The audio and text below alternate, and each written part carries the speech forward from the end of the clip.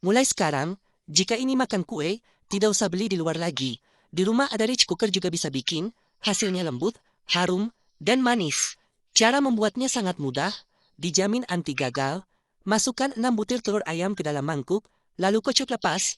Tambahkan 300 gram tepung terigu, aduk searah jarum jam. Kemudian tuangkan 75 gram air, aduk cepat hingga menjadi adonan seperti krim putih.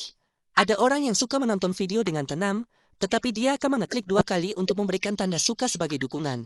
Orang seperti ini sangat baik, pasti akan bahagia dan kaya raya tahun ini. Aduk rata, lalu tambahkan 1 sendok makan minyak goreng, aduk rata dengan tangan kirimu. Kemudian olesi sedikit minyak pada panci rich cooker. Tuangkan adonan yang sudah jadi, tutup pancinya, lalu tekan tombol masak. Setelah 40 menit, kue siap dikeluarkan. Aroma kuenya sangat harum, lembut dan empuk. Cara membuatnya sangat mudah. Jika di rumah ada orang tua atau anak-anak, buruan dicoba ya.